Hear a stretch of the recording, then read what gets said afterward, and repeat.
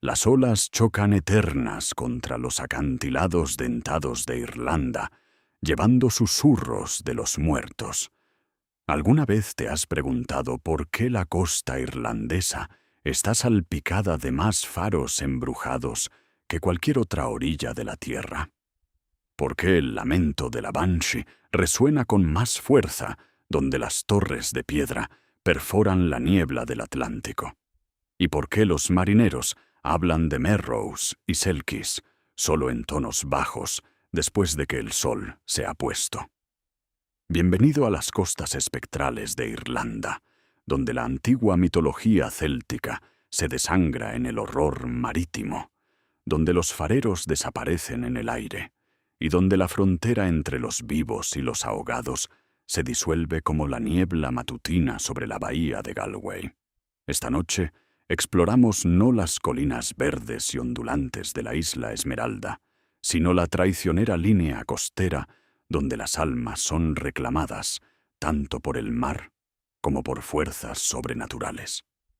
Soy el señor Ravenhurst, tu guía a través de aguas donde los muertos se niegan a descansar y los vivos no se atreven a aventurarse después del anochecer. Desde los acantilados azotados por el viento de Donegal hasta las costas castigadas por las tormentas de Cork, la red de faros de Irlanda se erige como la última defensa de la humanidad contra el hambriento Atlántico. Pero estas torres de salvación se han convertido en balizas para algo mucho más siniestro que barcos buscando un puerto seguro. Llaman a las Banshees, esas heraldos de la muerte cuyas voces lastimeras cabalgan el viento salado. Atraen a las Merrows, las sirenas malévolas de Irlanda, cuya belleza oculta un hambre depredadora, y sirven como torres de prisión para espíritus demasiado atormentados para encontrar la paz. Imagina al farero solo en su torre, mientras las tormentas del Atlántico rugen durante días, escuchando voces que no deberían existir, llamando su nombre desde la oscuridad de abajo. Imagina a las familias que construyeron sus vidas alrededor de estos centinelas costeros solo para descubrir que la luz destinada a guiar a los marineros a casa se ha convertido en un imán para los condenados. La mitología marítima irlandesa corre más profunda que la fosa de las Marianas, arraigada en tradiciones célticas que preceden al cristianismo por milenios. Aquí el mar no es meramente peligroso. Está vivo, consciente y eternamente hambriento de almas humanas. Las historias que exploraremos esta noche revelan cómo las antiguas tradiciones sobrenaturales de Irlanda se fusionaron con las brutales realidades del mantenimiento de faros para crear algunas de las literaturas marítimas más aterradoras jamás registradas. Desde la Banshee de Rathlin Island hasta los guardianes malditos de Fastnet Rock, desde las leyendas de los Selkies, de las Skellige Isles, hasta los barcos fantasmas que circulan eternamente la costa de Irlanda, exploraremos 8 relatos que capturan el horror único de la mitología marítima irlandesa. Estas historias reflejan la compleja relación de Irlanda con el mar, fuente de vida y muerte, prosperidad y tragedia, conexión con el mundo y aislamiento de él. Suscríbete para unirte a nuestra exploración del horror marítimo céltico y deja un comentario compartiendo qué leyenda del mar irlandés ha embrujado tus sueños. Ahora, comencemos nuestro viaje a través de las aguas cubiertas de niebla de la costa más aterradora de Irlanda. Historia 1.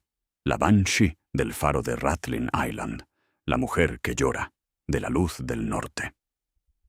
En el amargo invierno de 1898, mientras las tormentas del Atlántico Norte azotaban la costa del condado de Antrim con furia sobrenatural, el faro en Rathlin Island se convirtió en el escenario de un fenómeno sobrenatural tan aterrador que 3 fareros abandonaron sus puestos y huyeron al continente.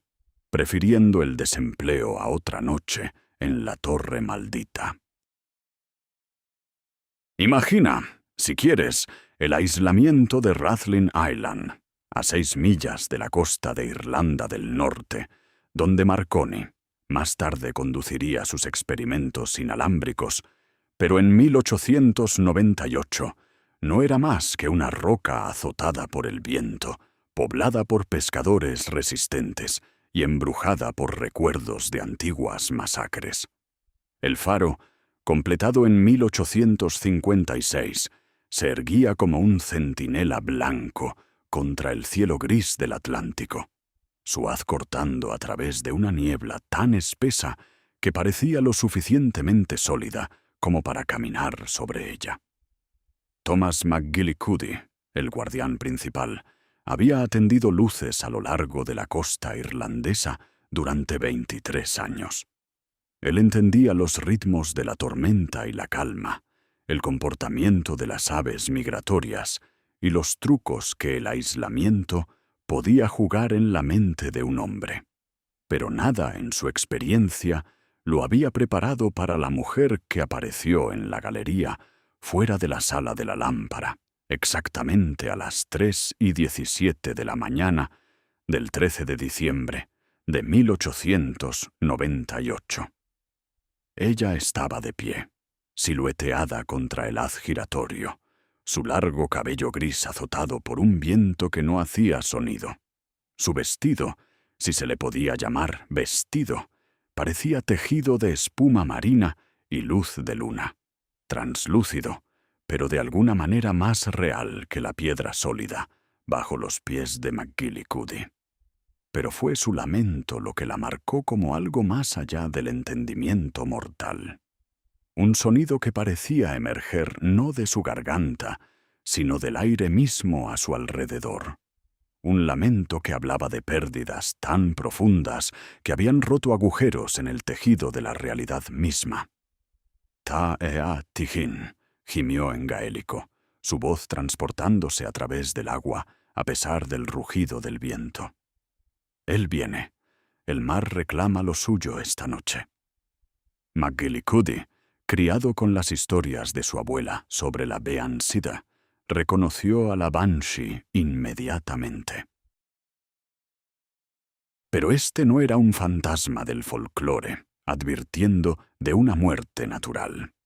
La presencia de esta criatura pulsaba con inteligencia malévola, sus ojos pálidos reflejando no dolor, sino anticipación, como si se alimentara del terror que generaban sus apariciones. El guardián asistente, el joven Brendan O'Malley, irrumpió en la sala de la lámpara, justo cuando la aparición se desvanecía, dejando solo el olor a salmuera y descomposición. ¿Escuchaste eso, Thomas? Dulce Jesús, ¿qué fue ese sonido? Pero McGillicuddy ya estaba revisando los registros de envío, sus manos temblando mientras rastreaba las llegadas esperadas. El buque mercante Mair Dubh debía pasar la isla antes del amanecer, llevando 47 almas de Glasgow a Belfast. Si la advertencia de la Banshee resultaba cierta, ninguno vería el amanecer. La leyenda de las Banshees a lo largo de la costa irlandesa difiere significativamente de sus primas del interior. Estos espíritus marítimos, conocidos como Bin Chao Inte, o mujeres que lloran de la orilla, se decía que aparecían antes de grandes desastres en el mar. Sus gritos audibles, incluso por encima de las tormentas más feroces.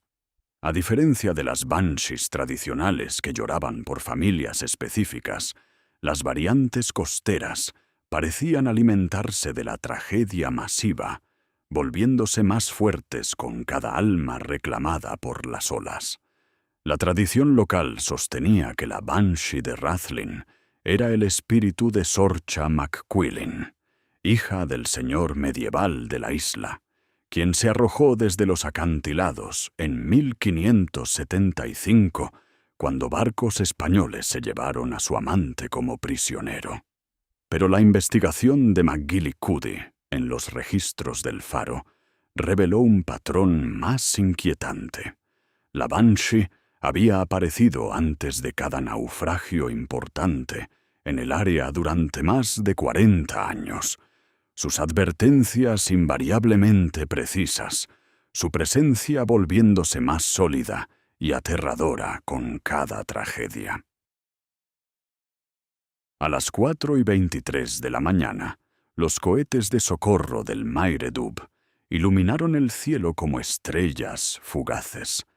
McGillicuddy y O'Malley observaron impotentes cómo el buque mercante se hundía en las rocas de Rue Point, su casco partido por las mismas piedras dentadas que habían reclamado docenas de barcos antes que él.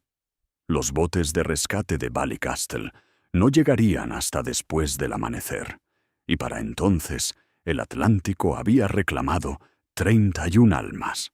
Pero el verdadero horror comenzó 3 noches después, cuando la Banshee regresó, ya no contenta con meramente predecir el desastre.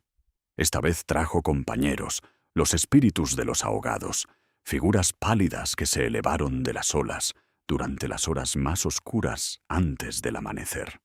Sus formas empapadas de agua subiendo las escaleras del faro, con un propósito que heló la alma protestante de McGillicuddy. «Ella los está llamando», susurró O'Malley, mientras figuras espectrales se presionaban contra las ventanas de la sala de la lámpara, sus rostros portando la terrible belleza de los recientemente ahogados. La Banshee no solo está prediciendo la muerte, ella está recolectando a los muertos. El asedio duró 7 noches. Cada noche, al ponerse el sol, la Banshee aparecía en la galería, su lamento volviéndose más fuerte a medida que más espíritus respondían a su llamada. El haz del faro, diseñado para guiar a los barcos de forma segura al puerto, se convirtió en una baliza para los condenados, atrayendo a las almas perdidas en el mar para bailar su lamento eterno alrededor de la base de la torre. El doctor Seamus Morrison, un folclorista del Trinity College que investigó los incidentes en 1899, documentó el testimonio del farero con precisión académica que apenas ocultaba su propio terror. Su informe, enterrado en los archivos de la Royal Irish Academy, describía fenómenos que desafiaban tanto el entendimiento científico como la doctrina cristiana. Los guardianes informan que el haz del faro mismo se corrompió durante las manifestaciones, escribió Morrison. Los barcos que se acercaban a la isla describían la luz tan verde como la llama de un cadáver y pulsando como un corazón enfermo. 3 embarcaciones casi se hunden cuando sus capitanes, hipnotizados por la baliza alterada, se dirigieron directamente hacia las rocas en lugar de alejarse de ellas. La entrada final del registro de McGillicuddy, escrita con una letra que se volvía cada vez más errática, documentó la revelación última de la Banshee. Ella me habló esta noche en un inglés perfecto, su voz como campanas hechas de hielo. El mar recuerda cada alma que ha reclamado, dijo. Y yo soy su memoria hecha manifiesta. Cada faro en esta costa conocerá mi canción antes de que termine el siglo. Las balizas que guían a los vivos sirven también para llamar a los muertos a casa. La autoridad de faros irlandesa registró oficialmente la partida del guardián, como una reasignación temporal debido al mantenimiento del equipo. Pero los registros locales cuentan una historia diferente. McGillicuddy fue encontrado 3 días después, en un pub de Ballycastle, bebiendo whisky, con manos que temblaban tan violentamente que apenas podía sostener el vaso. O'Malley nunca habló públicamente sobre sus experiencias, pero los vecinos informaron que pasó el resto de su vida persignándose cada vez que sonaban las campanas de la iglesia. como si el sonido le recordara algo demasiado terrible para nombrar. El faro de Rathlin Island fue automatizado en 1900, uno de los primeros en Irlanda en eliminar la necesidad de guardianes humanos. Los informes oficiales citan mejoras en la tecnología de lentes y medidas de reducción de costos. Pero los historiadores marítimos señalan que la automatización ocurrió después de una serie de partidas de guardianes tan rápidas que la autoridad de faros no pudo mantener un personal constante. Los pescadores locales todavía informan de fenómenos extraños alrededor de Rathlin Island durante las tormentas de invierno. La luz automatizada pulsa ocasionalmente verde en lugar de blanco, y el equipo de radio sensible capta sonidos que los expertos acústicos describen como vocalización humana de origen desconocido. Los equipos de rescate de la Guardia Costera evitan el área durante ciertas condiciones climáticas, aunque la política oficial atribuye esto a estados del mar desafiantes en lugar de preocupaciones sobrenaturales. La Banshee misma ha sido citada tan recientemente como en 2019, cuando una cámara digital en un buque de investigación capturó una figura de pie en la galería del faro durante un vendaval de fuerza 9. El imagen, analizado por expertos fotográficos, no muestra signos de manipulación digital. Pero la presencia de la figura durante vientos que harían imposible la supervivencia humana plantea preguntas que la ciencia no puede responder. Los eruditos célticos modernos argumentan que la Banshee de Rathlin representa la evolución de la antigua mitología de la muerte irlandesa en respuesta a la industrialización y la expansión marítima. La doctora Fiona McBride, del University College Cork, señala que la tradición de la Banshee se adaptó a nuevas formas de muerte masiva, particularmente desastres marítimos, creando espíritus que podían predecir y potencialmente influir en tragedias a gran escala en lugar de fallecimientos individuales. Pero para los fareros que experimentaron su presencia, tales explicaciones académicas proporcionan poco consuelo. Sus testimonios hablan de algo más allá del mero folclore, una inteligencia que entendía el miedo humano y se alimentaba de él, volviéndose más fuerte con cada alma reclamada por el hambriento Atlántico. El faro todavía se erige en Rathlin Island, sus haces automatizados barriendo aguas que recuerdan cada barco que han reclamado.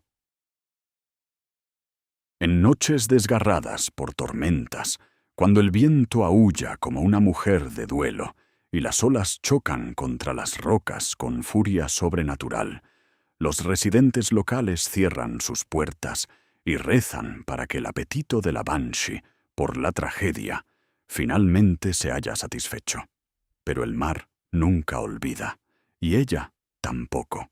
En algún lugar en la niebla, entre la vida y la muerte, entre la leyenda y la realidad, la Banshee de Rathlin Island continúa su vigilia eterna, esperando al próximo barco para responder a su llamada.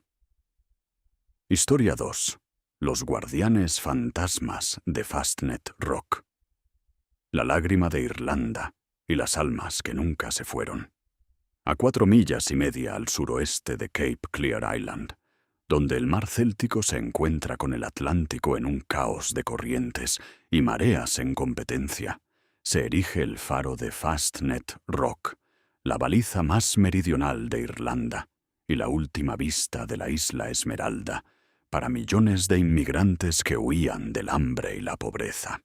Conocida como la lágrima de Irlanda por el dolor que representaba para las almas que partían, Fastnet se convirtió en algo mucho más siniestro, una prisión sobrenatural donde los fareros que murieron en servicio se negaron a abandonar sus puestos.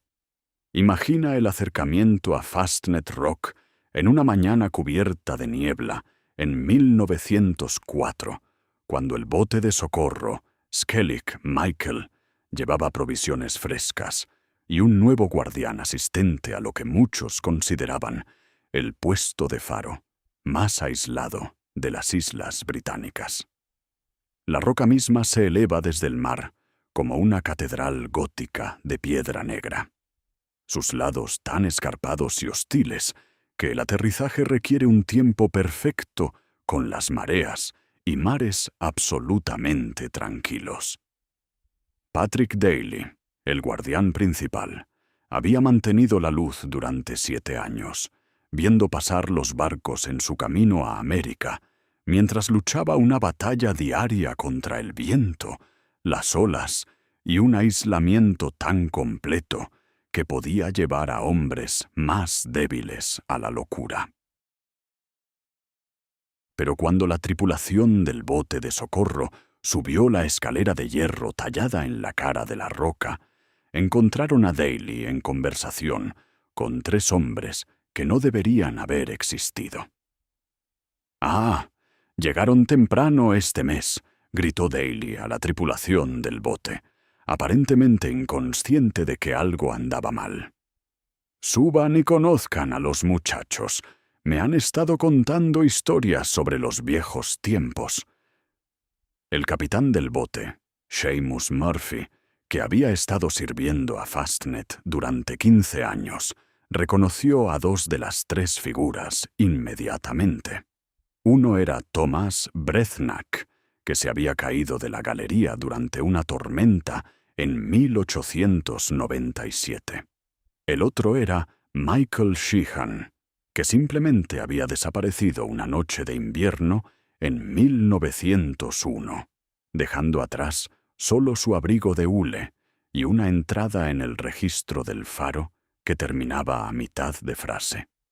La tercera figura, un hombre anciano con un uniforme de guardián que no pertenecía a ningún servicio actual, se presentó como el capitán Robert Reading, el primer guardián principal del faro, que supuestamente había muerto de neumonía en 1856, 3 años después de que la luz se encendiera por primera vez. «No le hagan caso a los muchachos», explicó Daly, mientras la tripulación del bote estaba congelada de terror. «Ayudan con el mantenimiento. Reading aquí conoce cada perno y viga en la torre. Breathnach me advierte sobre las peores tormentas antes de que golpeen. Y Sheehan, bueno, él mantiene la guardia cuando necesito dormir». El doctor Cornelius O'Brien, el inspector de faros que documentó este incidente, describió una escena que desafiaba todo lo que entendía sobre la muerte y el deber.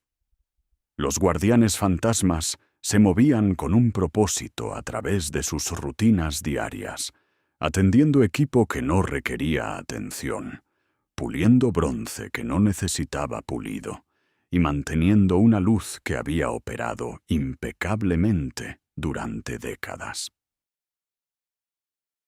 Daly hablaba con ellos como si fueran de carne y hueso, escribió O'Brien en su informe confidencial a la autoridad de faros irlandesa. Más inquietante aún, respondían con conocimiento detallado de las operaciones del faro, patrones climáticos y tráfico marítimo que ninguna mera alucinación podría poseer. Cuando Breathnach predijo que una tormenta llegaría del suroeste dentro de 6 horas, estaba preparado para descartarlo como fantasía. La tormenta golpeó con violencia inusual exactamente a la hora predicha. El fenómeno en Fastnet reflejaba un aspecto único de la mitología de faros irlandesa. La creencia de que los guardianes que morían en servicio quedaban espiritualmente ligados a sus luces, incapaces de descansar, mientras los barcos todavía necesitaran guía a través de aguas traicioneras. A diferencia de los fantasmas irlandeses tradicionales, que típicamente aparecían para resolver asuntos pendientes o entregar advertencias, Los guardianes fantasmas parecían contentos de continuar su trabajo indefinidamente. El folclore local rastreaba la actividad sobrenatural hasta la construcción del faro, en un sitio sagrado, para Manannan mac Lir, el dios del mar céltico, que guiaba las almas entre los mundos de los vivos y los muertos. Según la tradición, la construcción del faro había atrapado a los espíritus que partían en la roca, creando un personal sobrenatural que crecía con cada muerte de un guardián. Pero el verdadero horror de la tripulación fantasma de Fastnet se reveló durante la gran tormenta de diciembre de 1904, cuando vientos con fuerza de huracán y olas de más de 60 pies de altura amenazaron con destruir el faro por completo. Daly, agotado por 3 días sin dormir manteniendo la luz, colapsó en la sala de la lámpara justo cuando la tormenta alcanzaba su intensidad máxima. El bote de socorro, atrapado por la tormenta en el puerto de Cape Clear, solo podía observar impotente cómo el haz del faro parpadeaba y se atenuaba. Los barcos a lo largo del área informaron fallas en el equipo al perder su referencia de navegación primaria. El buque mercante Erin's Hope, llevando 200 pasajeros de Cork a Boston, se encontró impulsado hacia las rocas por vientos demasiado fuertes para que sus motores los superaran. Fue entonces cuando los guardianes fantasmas tomaron acción directa. Múltiples testigos a bordo de barcos que pasaban informaron ver 4 figuras trabajando frenéticamente en la sala de la lámpara, sus movimientos visibles a pesar de la furia de la tormenta. El haz del faro se estabilizó. Luego creció más brillante de lo que jamás se había registrado, cortando a través del huracán con intensidad sobrenatural, que guió al Erin's Hope a la seguridad a solo metros del desastre. Cuando la tormenta finalmente pasó y los botes de socorro llegaron a Fastnet, encontraron a Daly inconsciente, pero vivo en la sala de la lámpara. El faro no había sufrido daños a pesar de la violencia sin precedentes de la tormenta, y cada pieza del equipo funcionaba perfectamente. Pero el registro de mantenimiento mostraba entradas en 4 letras diferentes, documentando reparaciones y ajustes que habrían sido imposibles de completar para un solo hombre durante la tormenta. «Trabajamos como un equipo», explicó Daly cuando fue cuestionado sobre el incidente. Reading coordinó el mantenimiento de la lámpara, Brethnach manejó el monitoreo del clima, Sheehan gestionó la señal de niebla, y yo mantuve la baliza firme. Es como siempre lo hemos hecho. La autoridad de faros irlandesa se enfrentó a una decisión imposible. Los informes de Daly eran técnicamente precisos. El faro operaba impecablemente y los capitanes de los barcos elogiaban consistentemente la confiabilidad de Fastnet. Pero la existencia oficial de guardianes fantasmas violaba tanto el entendimiento científico como el protocolo administrativo. La solución llegó en forma de jubilación anticipada, debido a preocupaciones de salud. Daly fue pensionado y reemplazado por un nuevo guardián principal, que llegó con instrucciones explícitas de informar solo asuntos técnicos y evitar la especulación sobre incidentes previos. Pero el guardián James Flanagan duró solo 6 meses antes de solicitar el traslado a una posición basada en tierra. Su reemplazo, William Casey, logró 18 meses antes de sufrir lo que los informes médicos describieron como un agotamiento nervioso severo. Un tercer guardián, Thomas Lynch, partió después de afirmar que la tripulación fantasma estaba tratando de reclutarlo para el servicio permanente. «No son malévolos», explicó Lynch al Dr. O'Brien durante su entrevista de salida. Son los mejores guardianes que podrías pedir. Conocedores, dedicados, incansables. Pero quieren que hombres vivos se unan a ellos para compartir la carga del servicio eterno. Reading se ofreció a enseñarme todo sobre la ingeniería de faros, que nunca se escribió. Brethnach prometió que nunca necesitaría preocuparme por tormentas peligrosas de nuevo. Y Sheehan dijo que la muerte en servicio no era realmente la muerte en absoluto, solo una promoción al personal permanente. El faro fue automatizado en 1989, eliminando la necesidad de guardianes residentes. Los registros oficiales citan el avance tecnológico y la eficiencia operativa como motivaciones primarias. Pero los historiadores marítimos señalan que Fastnet fue automatizado años antes de lo previsto, a pesar de su importancia estratégica, y los desafíos técnicos de mantener equipos automatizados en una ubicación tan expuesta. Las autoridades de faros modernas se niegan a discutir los informes históricos, clasificándolos como relatos anecdóticos no relevantes para las operaciones actuales. Pero las tripulaciones de mantenimiento de helicópteros informan incidentes inusuales durante las visitas de servicio rutinarias. El equipo a veces se encuentra en mejor condición de la esperada. Los sistemas de monitoreo del clima proporcionan lecturas más precisas de lo que sus especificaciones técnicas deberían permitir, y las comunicaciones de radio incluyen ocasionalmente voces que no están listadas en ningún manifiesto de tripulación.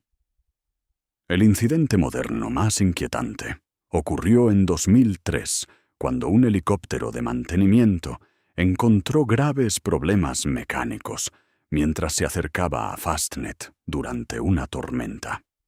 El piloto informó que el haz del faro se intensificó repentinamente, creando un corredor de aire claro que permitió un aterrizaje seguro, a pesar de las condiciones del viento que deberían haber hecho imposible el acercamiento.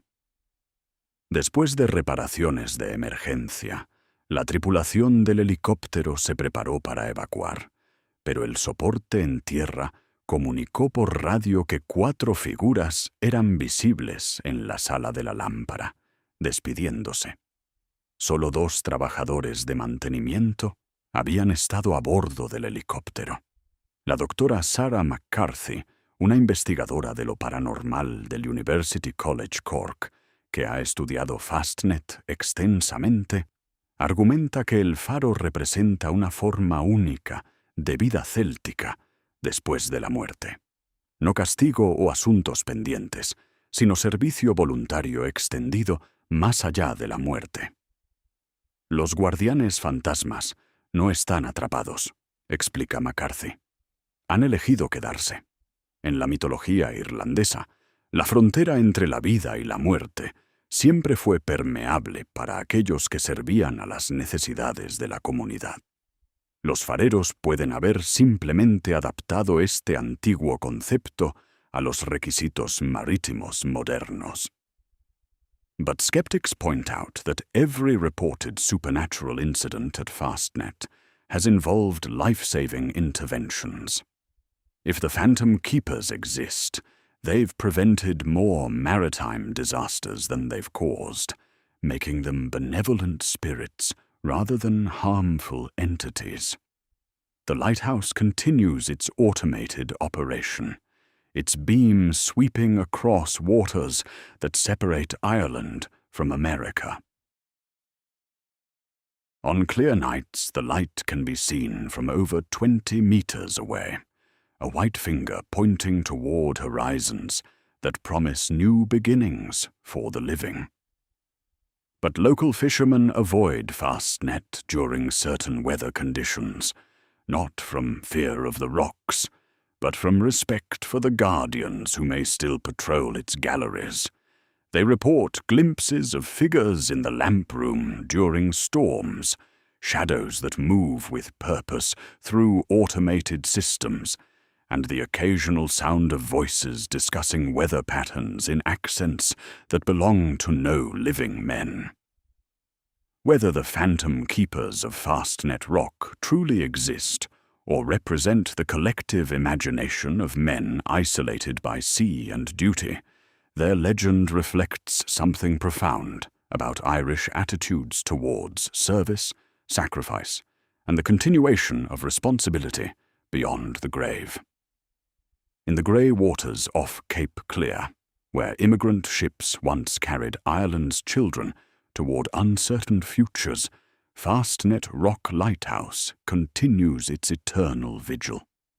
And somewhere between the worlds of the living and the dead, between history and legend, the spirits of dedicated keepers may still tend their light, ensuring that no ship will founder for lack of guidance in the treacherous waters they have sworn to protect. The last entry in Fastnet's manual log, written before automation, reads simply, "Light extinguished, station secured, duty complete." But local tradition holds that duty, once embraced by the keeper's spirit, never truly ends. Story 3. The Marrow of Loophead, the beautiful predator of Clare's western coast. At the westernmost tip of County Clare, where the Shannon Estuary meets the Atlantic in a collision of currents that has claimed more ships than any other point on Ireland's coast, Loophead Lighthouse stands sentinel over waters that hide Ireland's most seductive supernatural predator. Unlike the benevolent Selkies of Scottish tradition, the Irish Marrow represents beauty weaponized, intelligence corrupted, and the sea's hunger-given feminine form. Picture the approach to Loophead on a summer evening in 1876, when the packet steamer Celtic Dawn carried passengers and mail from Limerick to the fishing villages of West Clare. Captain Diarmuid McCarthy, a veteran of 30 years' service, knew these waters better than the rooms of his own house, but even he slowed his engines when the evening mist began to rise from the Shannon's mouth. It was then that passengers on the port side began to murmur about the woman swimming alongside their vessel. She moved through the water with impossible grace, her long green-black hair streaming behind her like kelp in the current. Her skin had the luminous quality of pearls, and her eyes reflected the lighthouse beam with an intensity that should have been impossible at such distance. But most unnerving was her ability to match the steamer's speed without apparent effort. Swimming alongside the iron hull, as if the water itself carried her forward. "Maro," whispered Bridge O'Sullivan, an elderly passenger whose grandmother had fled the Great Famine. "My God, it's a Marrow!" The creature's beauty was undeniable, but it carried an undertone of wrongness that made experienced sailors cross themselves and mutter protective prayers. Her movements were too fluid, her endurance too perfect, and her interest in the ship too predatory for comfort. Thomas Flanagan, the Loophead lighthouse keeper, observed the encounter through his telescope from the gallery 90 feet above the waves. His log entry preserved in the Irish Maritime Archives documents what happened next with precision that barely concealed his terror. The creature approached within 20 yards of the steamer's hull. Passengers gathered at the rail, some calling out to her as if she were a drowning woman in need of rescue. But I could see her true nature through the lens, the way her fingers moved too independently, like tentacles rather than human digits, and the way her lower body disappeared into the water without the normal disturbance patterns of humans swimming. The Marrow's interaction with the Celtic dawn began innocuously enough. She called to the passengers in a voice that carried clearly over the engine noise and wind, speaking Irish with an accent that seemed older than recorded language. Her words, according to survivors, were impossible to understand, yet somehow comprehensible, conveying meaning directly to the mind, rather than through conventional hearing. "She's asking for help," called James Murphy, a young clear travelling to Kilkecay for his wedding. "Says she's lost her way home." But Flanagan, raised on his grandmother's stories of the Marrow, recognized the creature's true purpose. Irish meows differed significantly from other maritime spirits in their calculated malevolence. While Selkis and other seafolk operated according to comprehensible motivations, love, revenge, territorial protection, Marrow seemed to hunt for the pure pleasure of luring humans to destruction. "Come to me," the Marrow sang, her voice now audible to everyone aboard the steamer. "The water is warm, and I know stories that landsmen have forgotten. I can show you wonders beneath the waves that no human eye has seen." Young Murphy, despite warnings from other passengers, began removing his jacket as if preparing to dive into the Shannon. The Marrow's song had hooked something deep in his mind, promising experiences that his rational thoughts couldn't resist. Despite his logical understanding of the danger, that's when Flanagan made a decision that saved the ship, but revealed the true horror of Ireland's maritime mythology. He activated the lighthouse's fog signal. 3 long blasts that shattered the summer evening's tranquility and broke the Marrow's enchantment. The creature's reaction was immediate and terrifying. Her beautiful features contorted with rage that belonged to no human expression, her mouth opening to reveal rows of teeth like broken glass. Her scream, audible over the fog signal, drove several passengers to their knees with its intensity. But most disturbing was what the lighthouse beam revealed as it swept across the water. The Marrow wasn't alone. Dozens of pale forms moved beneath the Shannon surface, following patterns that suggested coordinated hunting behavior. What had seemed like a single creature's attempt at seduction was actually an ambush by an entire pod of maritime predators. "They work together," Flanagan observed through his telescope, as the creatures circled the steamer like sharks around a wounded whale. "The beautiful one lures victims into the water while the others wait below. It's not supernatural seduction. It's pack hunting using human psychology as bait." Captain McCarthy, recognizing the danger, ordered full steam ahead, despite the risk of running aground in the treacherous currents near Loop Head. The Celtic dawn reached the safety of Kilrush Harbour, just as the creatures abandoned their pursuit, vanishing beneath the waves with speed that left no trace of their presence. The incident might have been dismissed as mass hysteria, if not for the physical evidence discovered the following morning. The steamer's hull bore scratches below the waterline, long parallel marks that marine experts identified as tool marks rather than natural damage.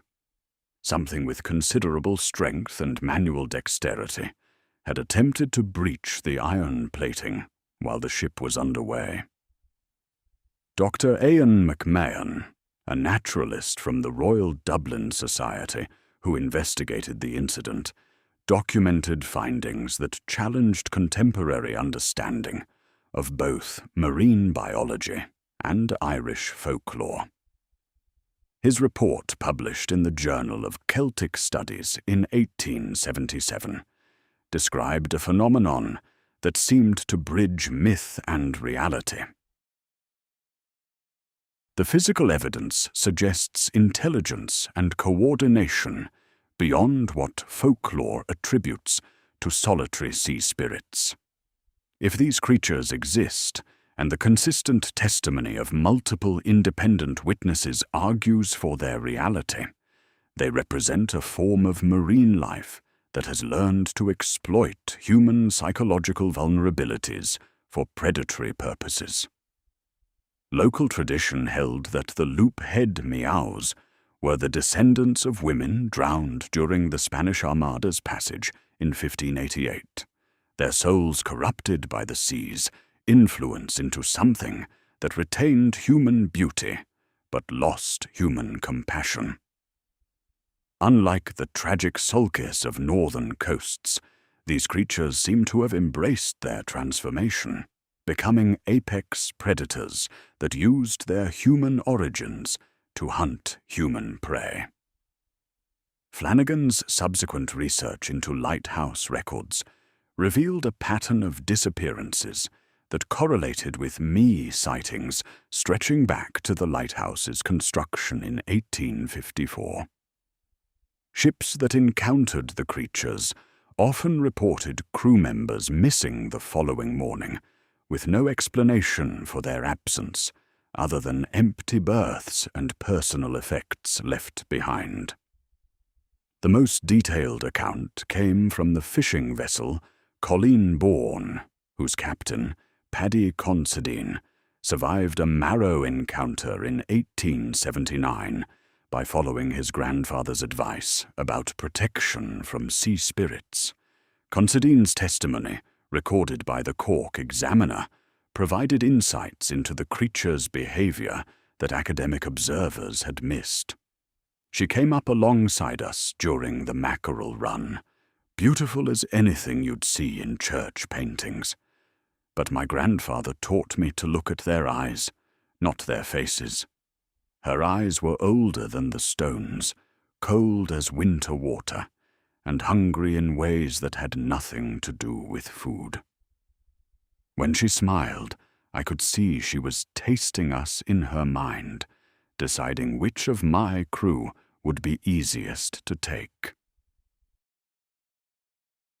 Considine's survival strategy involved iron, specifically the iron fish hooks and nails that formed part of every fishing boat's equipment. According to his account, the Marrow recoiled from contact with iron objects, her beautiful features revealing their true nature when exposed to the metal's influence. Iron tells truth, Considine explained, shows things as they really are, not as they want you to see them. When I held up the iron chain from our anchor, her beauty fell away like a mask. What I saw underneath, it wasn't human, wasn't animal. It was something that the sea had made from human pieces, but put together wrong. The loop-head Marrows demonstrated remarkable adaptability, adjusting their hunting strategies to exploit changing maritime technology and human behavior. As steamships replace sailing vessels, the creatures learned to use engine noise to mask their approach. When lighthouses began using oil lamps instead of coal fires, they adapted their timing to exploit the gaps between beam rotations. Most disturbing was their apparent ability to communicate with land-based humans through dreams and visions. Multiple lighthouse keepers reported recurring nightmares in which beautiful women called to them from the waves, promising relief from isolation and loneliness. Several keepers requested transfer after experiencing these visions, describing them as more real than their waking experiences. The phenomenon reached its peak during the harsh winter of 1881, when storms prevented supply boats from reaching Loop Head for 6 weeks. Keeper Michael Clancy, alone in the lighthouse with dwindling food supplies and no prospect of rescue, began experiencing visitations that challenged his understanding of reality and fantasy. "She comes to me every night now," Clancy wrote in his journal. "Stands in the lamp room as if the walls meant nothing to her. Speaks of warm currents far below, where hunger never knows and loneliness never aches. Shows me things beneath the waves, cities that men built before the ice came, gardens of coral where the drowned tend flowers that bloom with their own light. Each night her offer becomes more reasonable, her promises more appealing. I understand now why men walk into the sea with smiles on their faces." Clancy's rescue came just hours before what he later described as his inevitable surrender to the Mero's persuasion. Supply boats found him standing on the lighthouse gallery in a winter storm, calling to figures in the water that no one else could see. The Irish Lighthouse Authority began stationing 2 keepers at Loop Head following Clancy's breakdown, but the Mero adapted to this precaution by targeting the junior keeper while the senior man slept. Assistant keeper Shah Murphy disappeared during a calm night in 1883, leaving behind only a note that read, "The water calls, and I must answer. Tell my mother I found something more beautiful than land." Murphy's body was never recovered, but local fishermen reported sightings of a male figure swimming with the meopod. His movements too fluid for human physiology, but his face still recognizably the missing keeper's. Modern marine biologists dismiss me accounts as misidentification of known sea life combined with folklore and isolation-induced hallucinations. But local fishermen continue to report encounters that challenge conventional explanations, describing creatures that display intelligence, coordination, and predatory behavior unlike any catalogued marine species. The most recent verified incident occurred in 1994, when the fishing vessel Star of the Sea rescued a swimmer found floating unconscious 3 miles off Loop Head. The woman, identified as Margaret Cusack from Ennis, had no memory of how she reached the water and insisted she had been walking along the cliffs of Moherra when she suddenly found herself swimming toward a beautiful woman who promised to show her underwater gardens. Coast Guard analysis of tidal patterns and wind conditions confirmed that Cusack could not have reached her rescue location through conventional means. More puzzling, her clothing showed no signs of prolonged water exposure, and her body temperature remained normal despite hours of presumed immersion in near-freezing Atlantic water. Dr. Siobhan O'Brien, a marine archaeologist from NUI, who has studied Irish sea folklore extensively, argues that Maro encounters represent cultural memory of pre-Christian Celtic beliefs adapted to Christian moral frameworks. The Maro embodies fears about feminine sexuality, marine dangers, and the seductive power of the unknown. But the consistency of physical descriptions across centuries suggests these stories may preserve folk knowledge about actual marine phenomena that science hasn't yet explained. Loop Head Lighthouse was automated in 1991, ending over a century of human habitation at one of Ireland's most isolated outposts. The final keeper, James O'Brien, reported no supernatural encounters during his tenure, but noted that local wildlife behaved unusually around the lighthouse, particularly during summer months when tourism brought more humans to the area.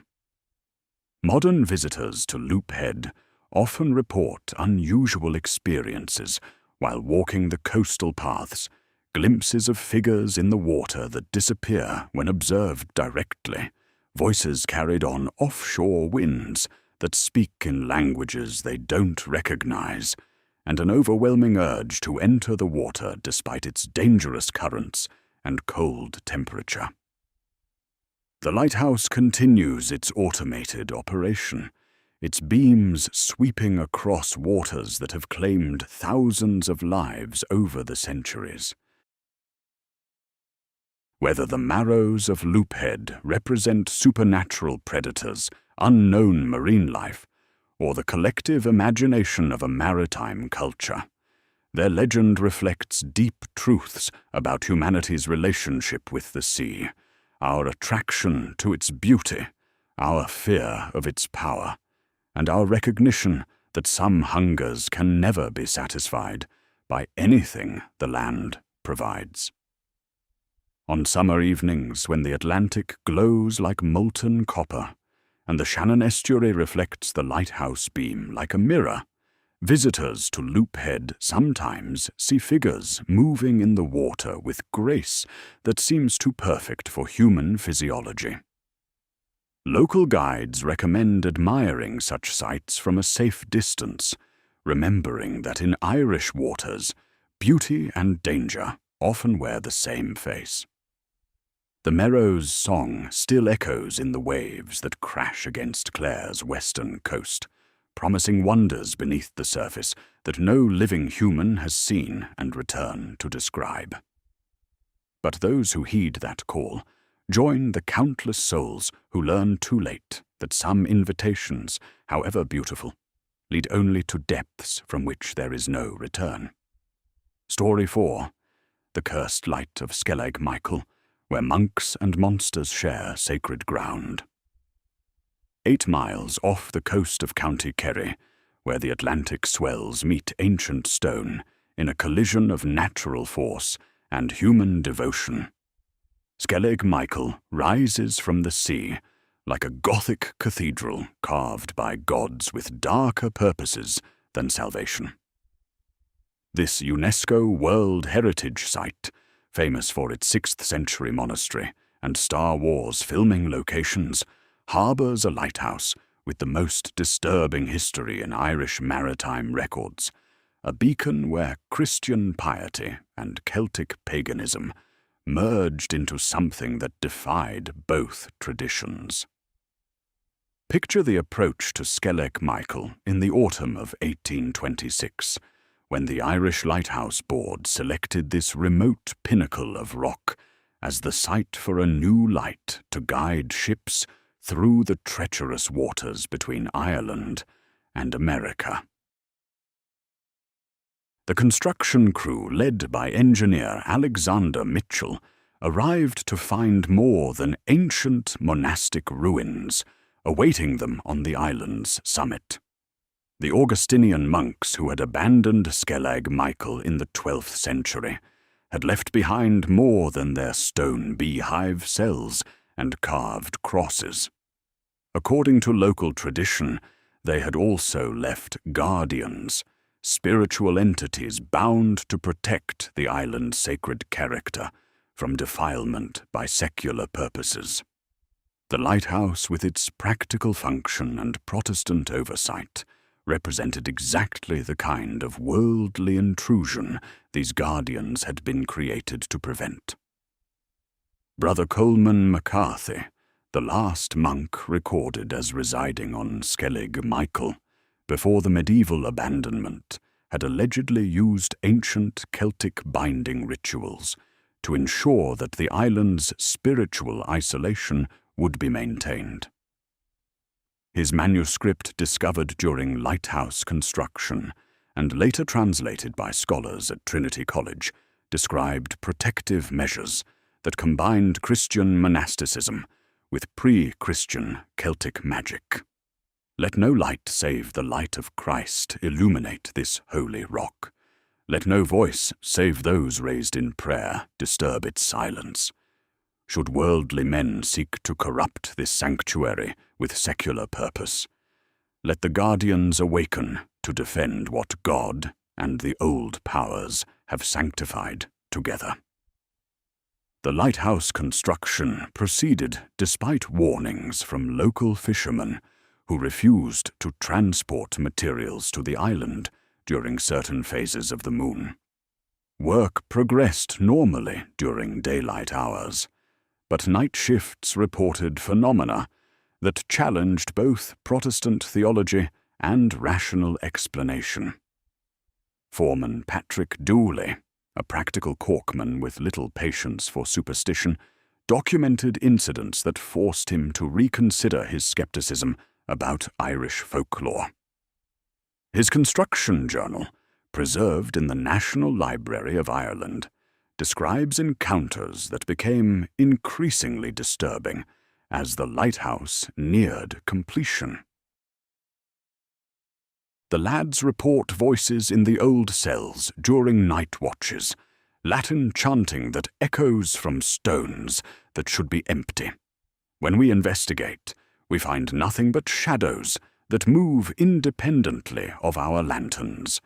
Most troubling are the tools that relocate themselves overnight, always arranged in patterns that resemble the Celtic crosses carved on the monastery walls. The lighthouse lens, imported from Paris at considerable expense, began exhibiting unusual properties even before installation.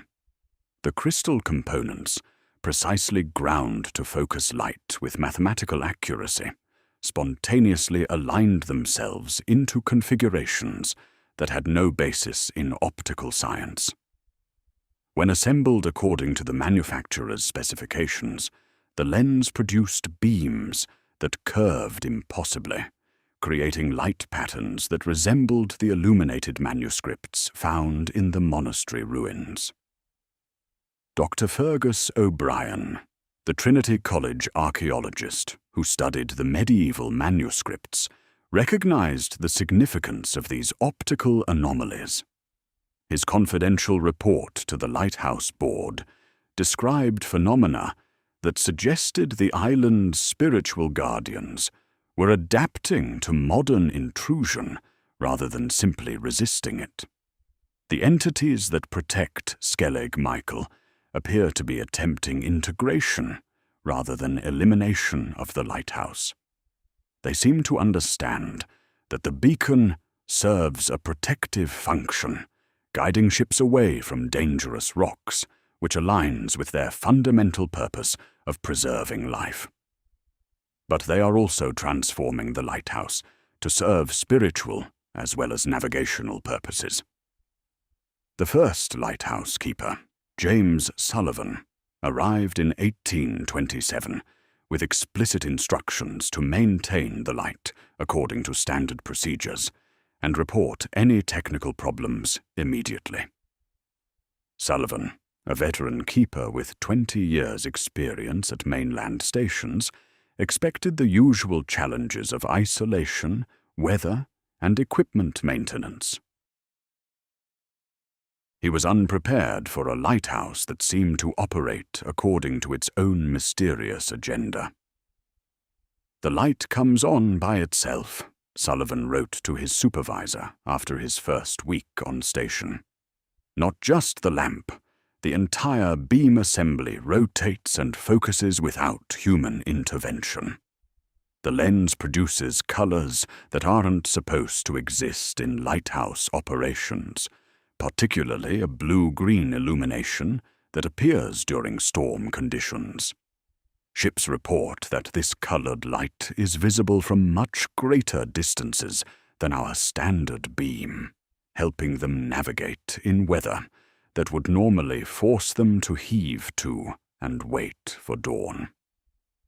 Local fishermen began reporting unusual effects when approaching Skellig Michael during certain atmospheric conditions. The lighthouse beam occasionally displayed images within its luminous cone. Figures in monastic robes moving through translucent light. Celtic symbols that pulsed with their own radiance, and most unsettling faces of sailors who had drowned in nearby waters, appearing briefly before dissolving back into ordinary illumination. Captain Brendan O'Sullivan of the merchant vessel Kerry Rose provided the most detailed account of these manifestations during his testimony to a Board of Trade inquiry in 1829. We were running before a southwest gale, visibility near zero, when the Skellig light appeared through the storm. But instead of the normal white beam, we saw what looked like a cathedral window made of light, colored glass patterns that told stories in pictures I couldn't understand, but somehow felt. My crew, good Protestant men all, fell to their knees on deck and began praying in Latin, though none of them had Catholic education. The light guided us safely past the rocks, but we all agreed we'd witnessed something beyond normal lighthouse operations. The spiritual phenomena intensified during the winter months, when Atlantic storms isolated Skellig Michael for weeks at a time. Sullivan's isolation log required reading for all subsequent keepers documented encounters that suggested the medieval guardians were attempting to recruit him for permanent service. They speak to me in dreams that feel more real than waking.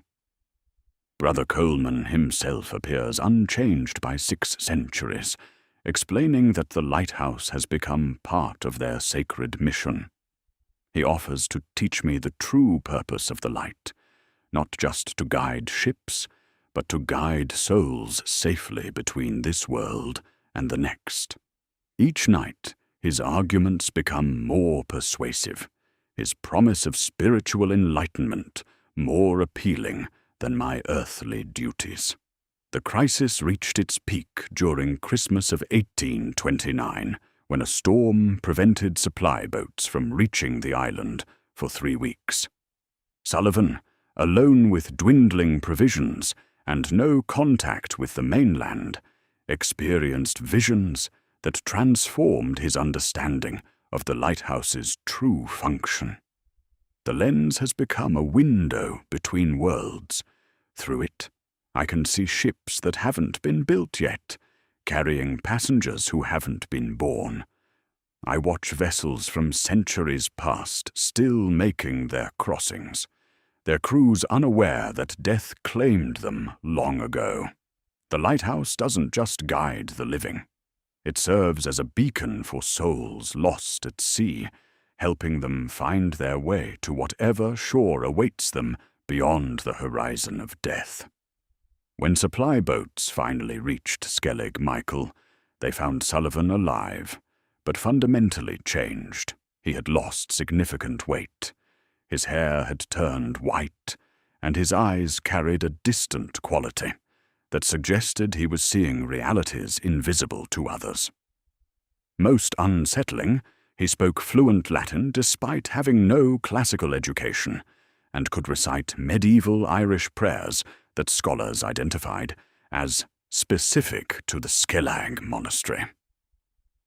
The Lighthouse Board faced an unprecedented situation. Sullivan remained technically competent at his duties. The light operated flawlessly, and ship captains consistently praised Skellig Michael's reliability, even in the worst weather. But Sullivan's transformation raised questions about the lighthouse's effect on human psychology that medical experts couldn't answer.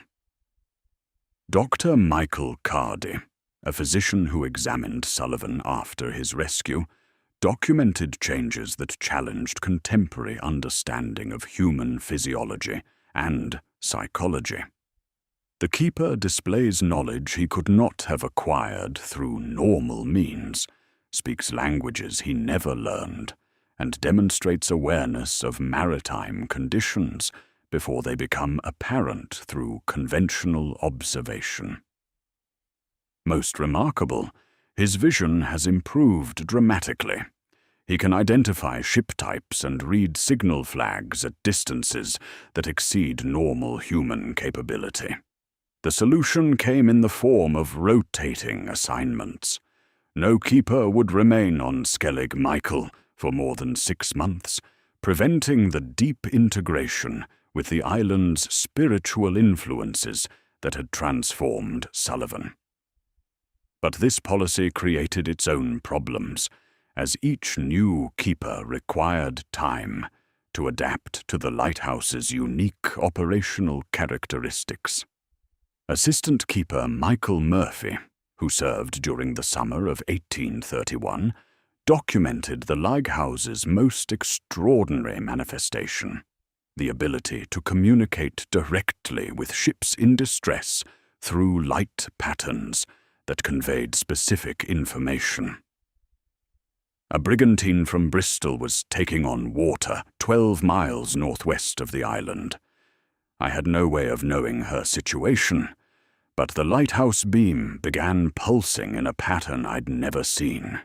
When I checked the signal manual, I realized the light was spelling out coordinates and rescue instructions using naval code. The ship's captain later confirmed that following the lighthouse's signals led him to a previously unknown deep water channel that allowed approach to Dingle Harbour despite his damaged hull. The Royal Navy conducted a formal investigation of Skellig Michael's communications capabilities in 1833, sending the survey vessel HMS Beagle to test the lighthouse's response to various signal requests. The results, classified for decades, revealed that the light could provide navigation information that exceeded what any human keeper could possess. The lighthouse responded to our signals with precise bearings, depth soundings, and weather predictions that proved accurate beyond any reasonable expectation. When we requested information that no keeper could know, the location of specific wrecks, the exact depth of underwater channels, the timing of tidal changes in remote coves, the light provided correct answers within minutes. Modern lighthouse authorities refuse to discuss the historical reports, classifying them as anecdotal accounts not relevant to current operations. But Skellig Michael's lighthouse was decommissioned in 1967, decades before similar remote stations, despite its strategic importance for transatlantic shipping. The official reason given was maintenance difficulties and technological obsolescence. But maritime historians note that automated navigation systems made the decommissioning decision while the lighthouse still operated reliably. Local tradition holds that the lighthouse board grew uncomfortable with reports that couldn't be explained through conventional technology or normal human capabilities. Today, Skellig Michael attracts thousands of tourists drawn by its monastic heritage and Star Wars connections. Most visitors climb the stone steps to the ancient monastery ruins, admiring the construction skills of medieval monks who built beehive cells that have survived 14 centuries of Atlantic storms. But few tourists venture to the decommissioned lighthouse on the island's lower level, where local guides report unusual electromagnetic effects that interfere with digital cameras and GPS devices. The lens assembly was removed when the light was decommissioned, but the stone tower remains, its empty lamp room occasionally glowing with soft blue-green light that has no identifiable source. Park rangers who maintain the island as a nature preserve and tourist destination refuse to discuss supernatural phenomena on the record, but privately they acknowledge experiences that challenge their scientific training. Voices speaking Latin in the monastery cells, shadows that move independently of sunlight, and an occasional sense of being watched by invisible observers who approve or disapprove of visitors' behavior. Dr. Kawim Nidom Nile, a Celtic studies professor from University College Cork, who has researched Skellig Michael extensively, argues that the lighthouse represents a unique synthesis of Christian and pre-Christian spiritual traditions. The medieval monks didn't eliminate the island's original spiritual guardians. They incorporated them into Christian practice. When the lighthouse was built, these hybrid entities adapted again, accepting the beacon as another form of sacred service. The light became a spiritual tool that served both navigational and metaphysical purposes. The island's most recent mystery involves digital equipment behavior during filming of Star Wars: The Last Jedi. Production crew members reported that cameras occasionally recorded images not visible to the naked eye, figures in monastic robes moving through shots of empty ruins, light emanating from the decommissioned lighthouse during night scenes, and audio equipment picking up Latin chanting that had no identifiable source. Whether these phenomena represent genuine supernatural activity, electromagnetic anomalies, or the collective imagination of people influenced by the island's spiritual reputation, Skellig Michael continues to challenge conventional understanding of the relationship between sacred and secular purposes. The lighthouse may no longer guide ships through Kerry's treacherous waters, but local tradition holds that its spiritual function continues. Fishermen report that GPS systems sometimes receive signals from a transmitter that officially doesn't exist, providing navigation assistance that keeps them clear of underwater hazards not marked on any chart. On clear nights when the Atlantic reflects starlight like a mirror, and the ancient monastery stones seem to glow with their own inner light, visitors to Skellig Michael sometimes glimpse the future of Irish lighthouses, beacons that serve not just ships and sailors, but souls seeking safe passage through waters that separate this world from whatever lies beyond the horizon of human understanding. Brother Coleman's guardians still maintain their vigil, protecting sacred ground while adapting to changing times and new forms of service. The lighthouse of Skellig Michael stands dark now, its lamp room empty, but the light it kindled in the space between worlds burns on, guiding travelers whose journeys began long before the island's stones were laid, and will continue long after the last monastery cell has crumbled into the restless sea. And so, our journey through Ireland's most haunted waters reaches its end. But the spirits we've encountered continue their eternal watch along the Emerald Isle's storm-battered shores, from the keening banshee of Rathlin Island to the phantom keepers of Fastnet Rock, from the seductive merrows of Loophead to the sacred guardians of Skellig Michael. These supernatural sentinels reflect Ireland's unique relationship with the sea, source of life and death, connection and isolation, salvation and damnation. What distinguishes Irish maritime mythology from other coastal traditions? These spirits embody the contradictions at the heart of the Irish experience, the tension between ancient Celtic wisdom and Christian faith, between the desire for safety and the call of adventure, between community bonds and individual destiny. They are guardians who protect and threaten simultaneously, beautiful creatures who seduce and destroy, dedicated servants who serve beyond the grave. Irish lighthouse ghosts don't simply haunt. They continue working, maintaining their posts with supernatural dedication that puts living keepers to shame. The banshees don't merely predict disaster. They collect the dead for purposes that mortal minds cannot fathom. The Meros don't just tempt sailors. They offer genuine wonders beneath the waves, making their promises simultaneously false and true. These stories reveal profound truths about Ireland's maritime culture. That duty extends beyond death, that beauty and danger often share the same face, and that the sea remembers every soul it has claimed while calling eternally for more. They reflect a nation that has always looked to the ocean with equal measures of hope and terror, seeing in its depths both passage to new worlds and the graves of countless dreams, from the cliffs of Moher to the Giant's Causeway, from the Ring of Kerry to the wild Atlantic Way.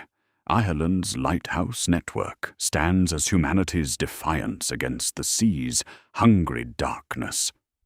But these beacons attract more than ships seeking safe harbor. They call to spirits who understand that some lights burn brighter in death than they ever did in life.